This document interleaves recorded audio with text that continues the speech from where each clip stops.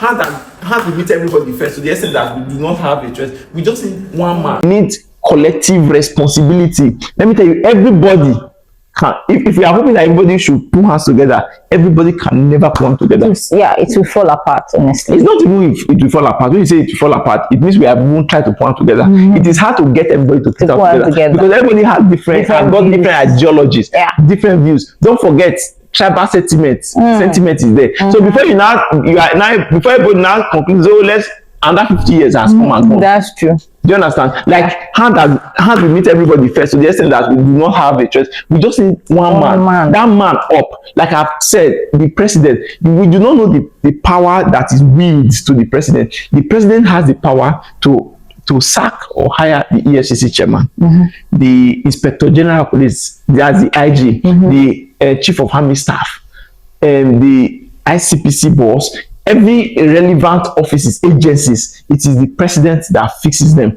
or that appoints them. Now, if the president is upright, if he believes in competence, in competency, capacity, he will not appoint positions based on compensation. He will not feel that, oh, this person worked for me, therefore this person should be in position. Now, what we see is they appoint people based on political capacity. Because if this person is appointed to occupy this office, this person has the capacity to deliver vote for me in the next election. And so, not because you are trying to do somebody a favor. Yes. So not favor. Not because you are appointing the person because for capacity's sake, the person is able to deliver in that position. That's why you see a Nigerian politician or office holder will not mind to give the position of women affairs to a man. That's crazy. That's why we once had a lawyer as minister for power. That's great. What happened to those who studied the course? Yes, what happened to them? Do you understand? Because obviously we have professionals. We have professionals. What happened to them? So you are giving a lawyer minister for power. How? And you want to have lights? How's that possible? Do you understand? So you see that they appoint people based on compensation. This person works very well. This person can deliver poly units for me. So take this position because the person wants to retain the position. For the person to retain the position, the person who appointed you, that the president must remain in office. So you must deliver for the president for you to retain your office. And that is very bad. So you see, these are the issues, and this is why that's why we need that particular man that will not give office based on compensation. We give office based on competence. We give office because this person is a professional in this field. This person can deliver in this capacity. So do you understand? So that is what we need. Now the EFCC chairman has the right to investigate, to look into financial crimes. Do you get? So if the president is appointing an EFCC chairman, a no-nonsense person who will be willing to follow due process, not minding your capacity, your personality.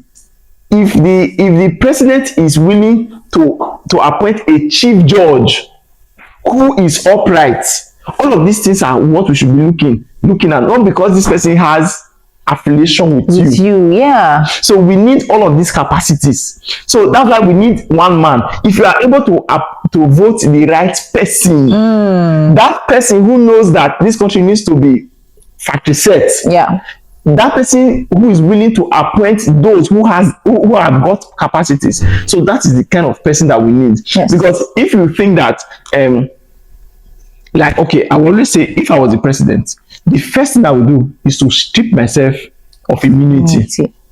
That's the first thing I would do. Do you know how I would do it? Because my intention is to strip the governors of their immunity.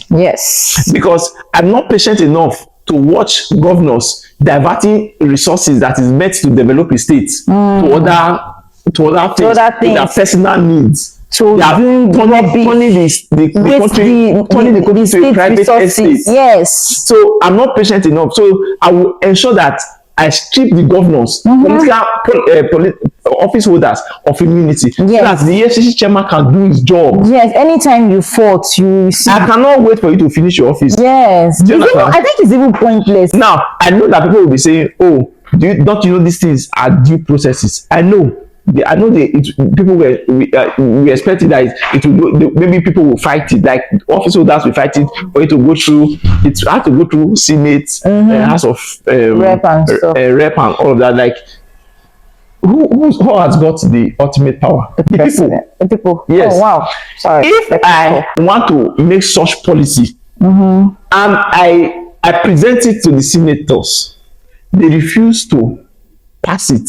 I bring it to the people. You address the people. Now, in fact, this will even give people confidence to say, our president want to strip even himself and everybody. Because it's starting from himself. Yes. The people will rise. The senators do not have a choice. That's true. The people are always powerful, more powerful than the politicians. I think that is one thing Nigerians don't know. I don't think we know that enough. No, we glorify politicians. We just glorify politicians. The moment an Okada man become a senator, oh God, we now see that Okada. You cannot, for you to approach the person, you cannot, you won't lost your boldness to talk to the person. Yeah. So we now see the person like, and it is. So one of these are what Nigeria needs. The one aspect that we cannot overlook is the area of civil service. The civil service is responsible for the day-to-day running of the country, the affairs, administratively. If you look at our civil service now, you can go to a civil servant office, or you can go to a secretariat. You are there for a job, or you are there for something, for a file, or whatever it is. You see them gisting. Yes. I want you to stand to wait. Can't you see that I'm gisting? Yes. Talking? Can't you see I'm talking? You cannot wait. Go outside. Do you understand? They will drive you outside. Yes. They are not doing. You see, when they come to work, do you know why? Because we do not have a checkmating system. If we have a no-nonsense president, all of this will not who have decided to strip himself of immunity, the governors will sit right. I think if he does it on a Sunday night, on a Monday morning, everybody will be in the office. Do you understand? Everybody will be on the straight line. Yes. The governor will say this president is a no-nonsense. Civil servants will be, they will be up and doing, because the governors, they want to ensure that they are delivering their states. Yes. Have you gone to secretariats? Have you gone there? If you go there, you see how nonchalant they are. And these are the people that keep the country running day-to-day activities. Everybody is nonchalant because the head is rotting. Oh, that's true. So if like one of the political candidates had said, he said, if you are not involved in corruption and your families are not involved, your family members and those close to you are not involved, corruption is easy to fight. Yeah. It is at least halfway fought. Do you get? Because when your family members are involved in corruption, if you want to deal with them, it is family that will call you for family meeting. It's your brother, you want to really do this to your brother. But when they are not involved, it is easy. Do you understand? Because who is calling you to order? Like, who is calling you to family meeting? Nobody, because you are not involved in corrupt practices, your family members are not involved. So it is sweet. It is easy to deal with. That's true. You get? So that's why we need a particular, I'm not saying we need a righteous man. Yeah. No, you do not need a righteous man. There are people who know how to follow due process. Yes. Policies. They do not bend policies for any reason. And those are the people we need. Yes, those are the people we need. They do not bend it. You see, they deliver as it is. Like I've always said, people will say, is it not from amongst us that we always get who leads us? Yeah. That Buhari was gotten from among us. Tinubu was gotten from among us. Do you understand? So that they will say the leader is a product of the followers of the people, whichever.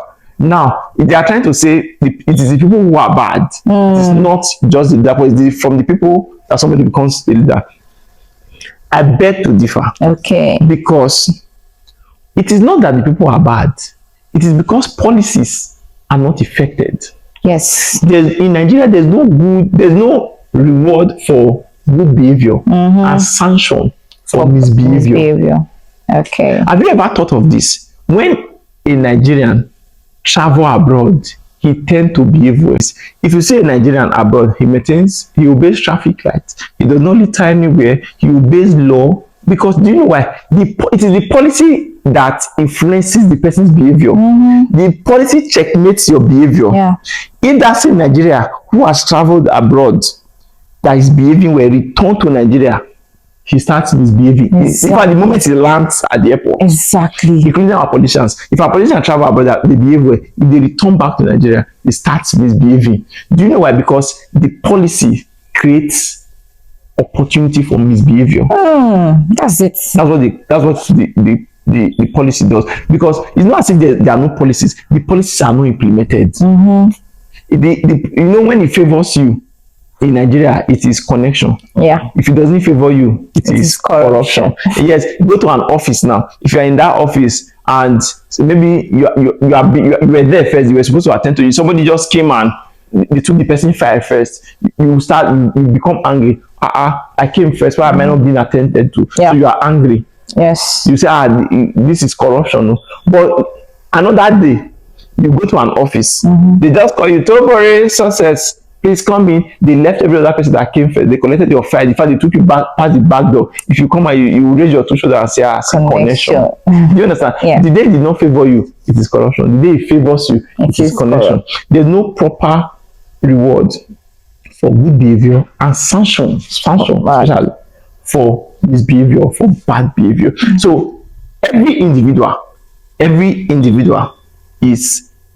has tendency to be good or to be bad. It is the policy that now determine which aspect of which is exhibited. Yes. So if the policies are effected, the policies are implemented, you see that every Nigerian, the way they behave abroad or the way we behave abroad will behave like that here. So if the same, that's what I'm saying, if you think that the person who became president was from the people and is been behaving, it is because it's what the system has provided. Yes. It is you who have voted the wrong person there. You voted the person based on tribalism. You do not care if the person is going to deliver good governance. But because the person is from your tribe, you're just saying, anyhow I be, if not good, so far not from my tribe, you want to vote him there, you want to push him there. You forgot the fact that no matter how terrible it is you who suffer, not the person. You think that you are doing other tribe, you are doing them bad, and you are happy that it's your tribe. Person. So because you are being sentimental and you cover up and you want to push the person to power because the person is from your tribe, you forgot the fact that the person is representing the country. Whatever the person dish out today, we affect you and your kids or your children. I will want to conclude with this. Lastly, I find it funny when I see Nigerians complaining about what's it called? Racism. Okay. When Nigerians complain about racism, I find it funny because most of these people or some of these people who complain about racism are tribalistic. Yeah, tribal. They are very tribal. Now, imagine a Yoruba man telling an Igbo man in Nigeria, a Yoruba in Nigeria telling an Igbo man in Nigeria to go back to his state in Nigeria. It's funny, actually. Now, and the same you will be complaining when you travel abroad or because you have your child abroad, your child is not complaining about racism. Now, I consider tribalism worse than racism. You know why? Racism is across border. Different race. Different country, different race, different color. Tribalism is you grow like you live in the same soil, feed the same, you have the same color, everything is the same, but because you speak different tribe, you start hating on your brother. It is worse than racism. In fact, those ones that the racism is even justified. So I cannot imagine you complaining about racism and you are telling an Igbo man or an Igbo man telling a Yoruba man to go back to their place. It is very funny. So I think we should first deal with ourselves. First, let's deal with ourselves and stop hating on ourselves. Do you understand? We should deal with ourselves. If you deal with it is I don't know how else to qualify that, how else to explain it. I think we should work on our mindset. The elderly ones are the ones that even vex me the most. You see, I see elderly people who because of, especially when it comes to politics. I mean, during the last election. Yeah. The Labour Party candidate. I think Bajebo. I can't remember his name, but the mom is Igbo and the dad is Yoruba. For a country that is a fatherland, they were saying he is not Yoruba. Now, look at, if I live in the UK, I can contest an election in the UK and they vote for me. Wow. In, let's say, council, we just concluded a council election a few weeks back, I think 3 weeks ago. There are Nigerians who contested. They are just new in the UK. They contested. And some won. Wow. Common SUG president in Benin, University of Benin, they will tell you that you see even students from Benin complaining that this person is not from Benin, is from the West. How can he come and be SUG president? That's common SUG president. You see in Lagos, you see the person, they will say, this person is not Yoruba, want to come and be SUG president. SUG, even class rep. They will fight it. Class rep. So the people you are complaining about racism from, they can vote for you in their country. You have the right to contest. If you cannot even allow your countryman to contest an election, if you cannot contest, I cannot see a Yoruba man coming to a local government in South East, or come and contest a position. You say your state of origin. Now, not to talk of somebody from another country coming to your country to contest an election. It's true. It's true. Do you understand? In fact, I don't even know what state of origin is even doing in applications. You are applying for a job, or you are filling a form. You will not create space for state of origin. Why? That's where you see the segregation and the system is faulty. We need a revamp. So you now see that brings it creates a loophole. Let's say if you are assessing job applications, and you see somebody from your you will definitely pick that person. Yes, this person is from my local government. You pick that person. Sentiment get in. Yeah. To say this person is from my. You want to recruit those people into the office that you can speak the same language with, or you feel that you can relate with them. So most times you end up picking the people that system create lapses. Yeah. Create lapses for. So state of origin, it does not. I think there's one state in Nigeria now that has actually scrapped the state of origin the local government of origin, because it doesn't really make sense that we are all from the same state and then there's this origin bias, local government, right? Yes, there's this local government of origin bias where if you are not from this local government, obviously you might not be getting that favor, so even when it's well deserved. Like to correct the system, it is we need an upright man. I'm just concluding. So we need somebody who knows the value of policy, who can follow policy to the letter. Yeah. So if you are, your kind of personality will always reflect in your governance. If you are an Agbero person, if you get into office, the street will be full. It will be Agbero administration. Yeah. Do you understand? So your kind of likes is what you attract. That's what you attract. You if you know how to follow policy, you see that those who do not follow policy we draw back. You see that the system will stabilize. See, people do not know the power that a president will. They do not know. A president is not just a state governor. People will say, let's go and start from the local government. Let's try to change the local government. You cannot change the local government. Do you know why? The local government chairman, anybody who is the local government chairman was handpicked to become the local government chairman. So he's answerable to his boss who picked him, who put him there. It's just answerable to him. So he cannot do otherwise. He cannot go beyond what the boss has said. Even if you are pressuring him, the people you are as a people, we are pressuring the local government chairman. If he doesn't do the bidding of the governor, he will be removed. He will be replaced. In fact, election will not be done. They will set up a critical committee. The critical committee the governor will be running the office. Do you understand? So if you say let's start from the local government, change the local government, you cannot change anything because the local government is answerable to a boss. We need to change the head. We need to change it from the head. Yes. So it needs. There's no country that got a drastic change that started from the local government. Every country that had a drastic, that the people rose to make a statement. They did it from the top.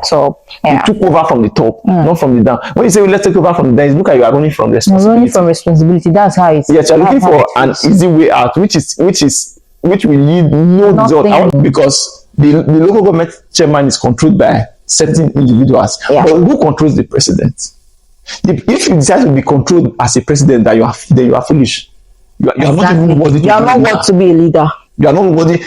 I would like to just throw a little light on this kidnapping that's happening in our country, because it's very concerning. Yeah, I see the president saying that people are doing it to discredit him so he doesn't come for second term. So when the president said that, like, I weak, like, you know why? Because how can you as a president come out to say that they are doing it to discredit you so that you not come for second term? That means you are telling us that you know the people that are doing it. Yes. If you say they are doing it, so that means for you to know the intention why they are doing it, that means you know the people. You know the people that are doing it. That's why you knew their intention. In fact, is the more reason why they should remove you. Exactly. Because you could not do anything as regards to, you know, the people, you could not take action. Instead of you to take action against them, bring them to book, you are saying, to prove them wrong. You want to become the president. You see, what you should do is bring them to book. Yes, I think that's the right thing. That's the right thing to do. That means you are telling us that you know them, you know what they are doing, you know them. Because for you to know their plans, for you to know their intention, you cannot know an intention without knowing the people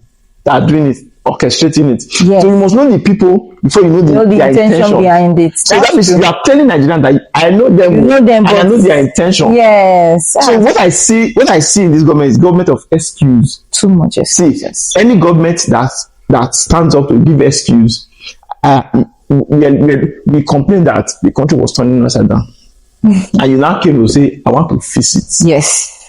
You now took over the office.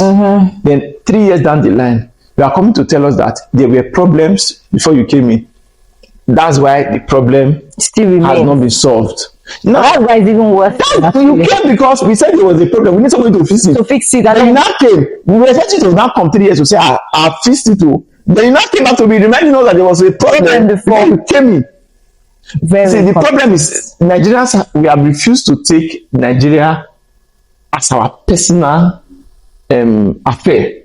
Now, let me give you an example. If Nigeria was to be your company, and your company is suffering backwardness, profit is less, you are losing customers, a lot of things are going wrong, you now decide to hire somebody that will set this right. Then when you conducted the interview, you now decide to hire somebody, and finally you hired somebody.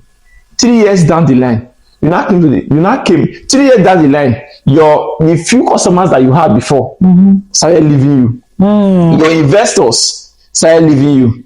Your staff started leaving you. You are not even able to pay salary. Your profit has depreciated.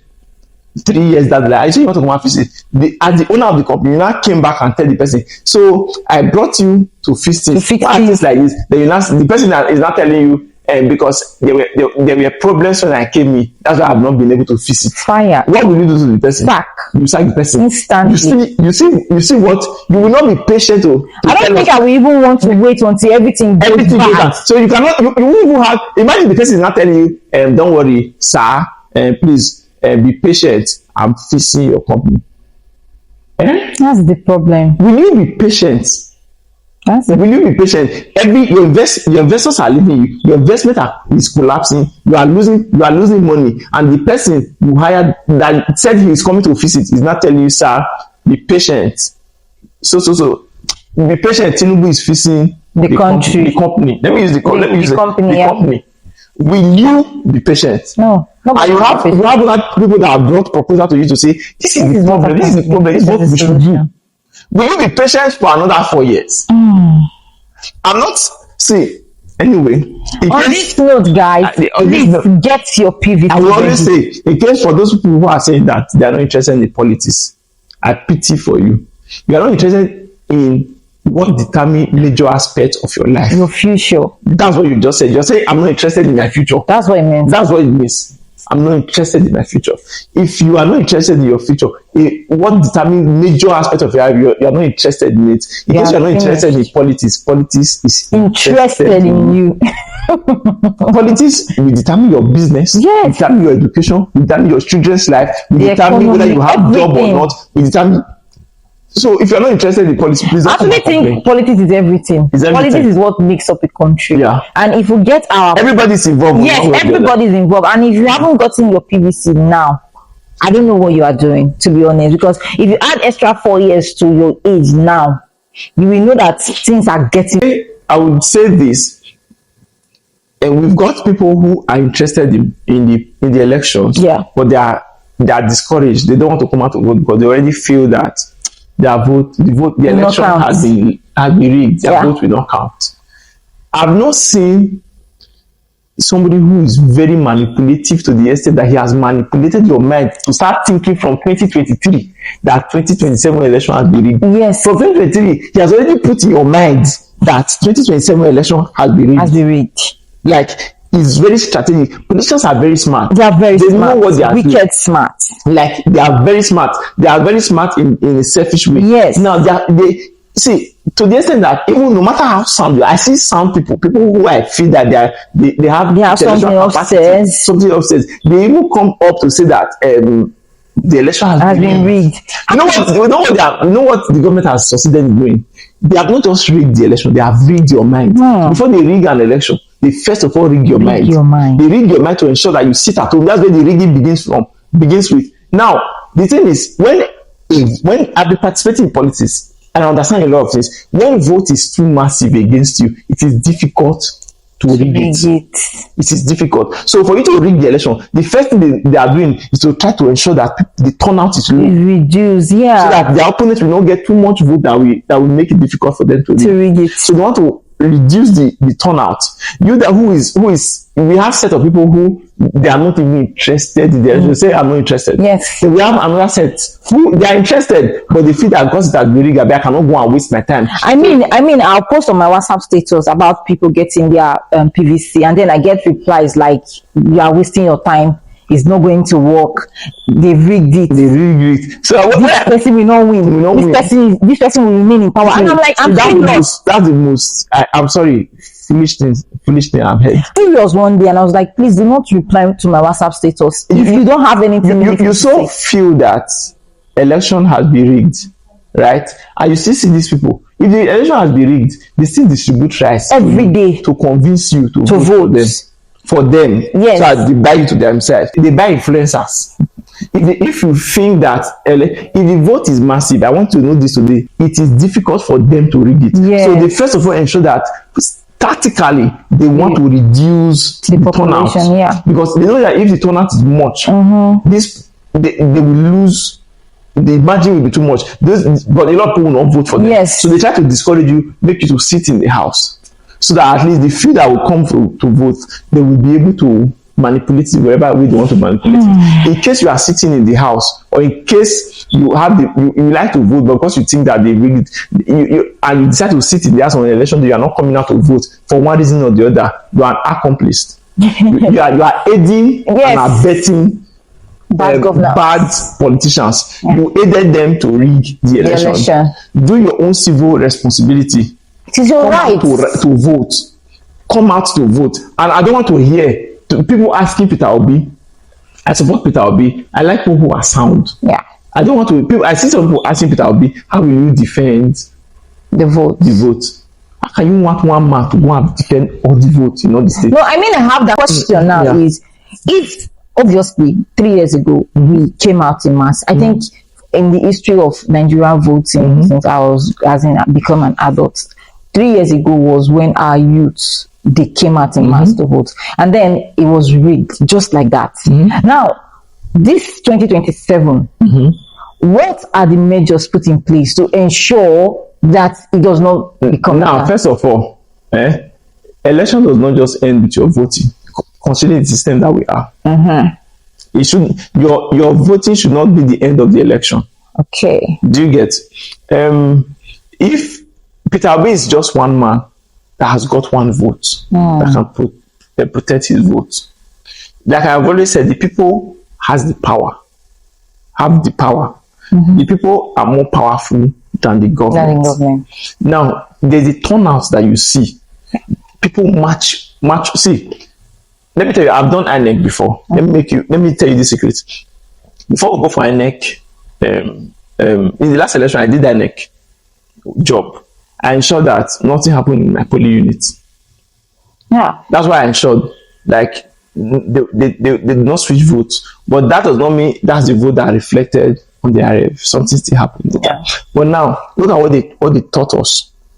During the training, they will tell you, now, if they will tell you that if the people don't do anything that will make the people pounce on you, nobody will come and save you. That's what they will tell us. Because we're using card reader. They will tell us, learn how to use this card reader. Well, you know, people blood is like it's hot. Now, if you don't know how to use card reader, talk now, charge it very well, because people can beat you. Nothing will happen. Nobody will say anything because people are angry during election.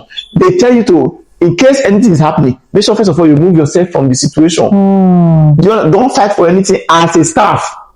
That's because INEC, they are scared on their own. So you see that they know that people are a large number. Yes. So they will attack you if you try anything funny. So if you have already voted, wait, nothing will happen to you that day if you don't go home. Like that day will not make you become poor or broke. That's true. Don't be in a hurry to go and sleep in the house. As you vote, stay. People should escort that ballot paper, everything, to the collation center. To the is it rack center? Collation center.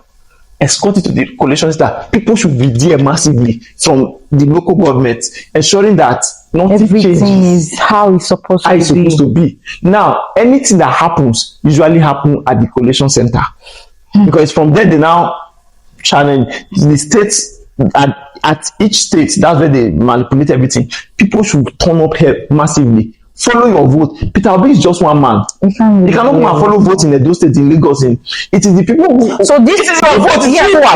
This conversation that we're having now is more like educating people, telling them what they are supposed to do. Yeah. Don't vote and go home. Normally, you are supposed to vote and just go home. In a country where everything is in order. It's just like you bought something. As you bought something, you want to deliver it to your house. If you buy something in the UK, you can just you go home, you come and deliver it. You are sure that it will reach you. In Nigeria, if you go and buy TV, you call a truck. The truck comes. You will stay with that truck. You transport with that truck load it to your the destination. You will not go home and go and wait for it. Do you understand? So that's how this election should be. Once you vote, follow your vote. As everybody march to the collation center. That's okay. Ensure that nothing touches the vote at that point. Do you understand? Yes. So at the end point, Abuja, where Obi and Co, they can follow up. People can still go. People in Abuja can go and match that. Yes. Do you understand? Match that. This is not the time to be relaxed or feel like it is a normal thing. It is no longer normal, because if you see what is happening in Nigeria right now, people are coming out in the streets. Oh yeah.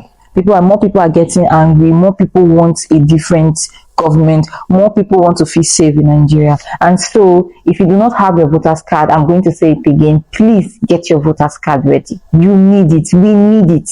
This is not the time where we feel like we still have time. We don't have time anymore. We cannot continue to live the way we are living. Yeah.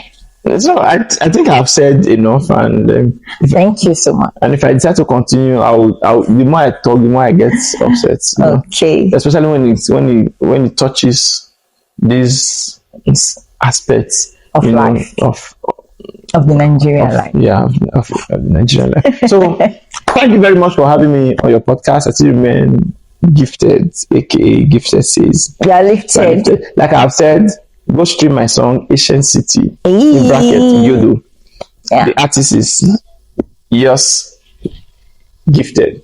Thank you so much for having me, Baba. Yeah, thank you so much. I really appreciate you being here. Thank you. Thank you so much. I mean a lot to her.